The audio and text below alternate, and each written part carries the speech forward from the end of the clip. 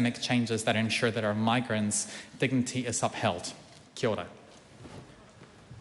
Madam Speaker. I call on Dr. James McDowall. Thank you, Madam Speaker. I want to start by thanking those who have come into the gallery today. This debate is an opportunity for you to hear directly from the Minister of Immigration, who has the power to significantly alleviate your family's suffering, though I imagine you are feeling very frustrated right now. I also thank the petitioners as their efforts have led us to this debate. Madam Speaker, the big questions are, how has INZ stuffed up so badly on these issues? And two, what is the Minister going to do about it? The first question seems to be a lack of empathy at Immigration New Zealand, an attitude problem, a policy innovation failure, poor decision-making at the application level, and the inability of officials to foresee a raft of so-called unintended consequences. One strategy that demonstrates the attitude problem is the way in which visa extensions have been granted under the powers. They are last minute, which as far as I can tell is some sort of device to force migrants to have to give up and leave the country. It is highly cynical and unfair. Another good example was very recently when INZ was told off by the Ombudsman for allocating skilled migrant category applications unfairly based on informal policy. Madam Speaker, a number of petitions focus on the state of the skilled migrant category, and fair enough, it is a total disaster. INZ has brought the processing of the skilled migrant category to a standstill, which is supposed to be their flagship visa for attracting and retaining the skills that we desperately need in New Zealand. It pales in comparison to the schemes they have in other countries.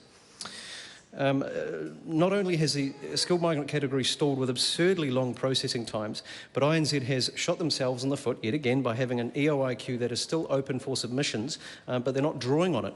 It's now over 9,000 we hear today. Unbelievable. I think the Minister should have an honest conversation about the skilled migrant category, because in reality there is no real residency system in this country anymore. We're telling people that we want them to commit their lives and skills here, but the walls are closing in on many pathways. So my answer to the issues raised by the petitioners on the SMC and the EOI selections is that INZ should wipe the slate clean and offer an efficient transitional pathway to residency for all temporary visa holders stuck in those queues. Madam Speaker, petitions also seek travel exemptions for partners and children of temporary visa holders. I agree with this, it's well overdue, and while he's at it, the Minister should address the impossibly stupid fetch your partner requirements, forcing people to leave New Zealand, go into areas with many active cases of COVID-19, and then return here with their partner, which increases the border risk and utilises resources in MIQ. It's just insanely stupid. Because what's happening in reality is that people are being stranded overseas for a variety of legitimate reasons, which again I'm guessing is actually the real objective here. They want them gone. Madam Speaker, keeping families apart, including very young children, is a shameful practice that INZ should have resolved long ago. I know that members receive correspondence about the terrible situations that migrants are in and the lack of compassion that INZ has shown towards them. One example is a highly skilled clinical psychologist who got in touch with me very recently. She is employed in a government agency that deals with very difficult cases. Her husband has been stranded overseas for longer than a year without possessions or family there, unable to return to New Zealand. She's now at a point where she's about to walk away from New Zealand.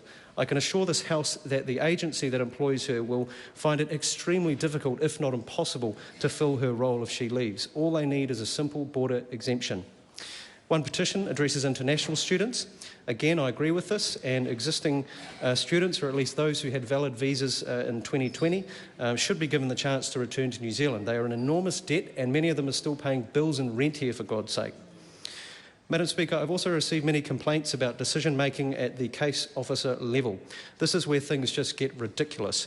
Countless examples of getting basic policy and immigration directions wrong, which is why something like 50% of the applications to the Immigration and Protection Tribunal are successful. And anyone can go onto the Justice website on a weekly basis and read about the latest mistakes or daft mistakes that have been made. Madam Speaker, the problems raised in these petitions run deep at INZ, but are not unsolvable.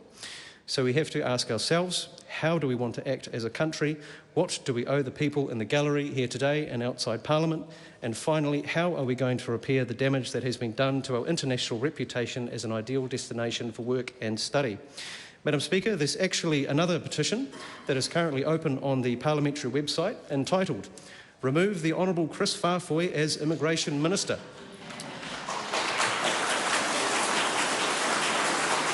Order. And Order. And in the words of the late Margaret Thatcher in her final appearance as Prime Minister, what a good idea. I call on Dr. Duncan Webb.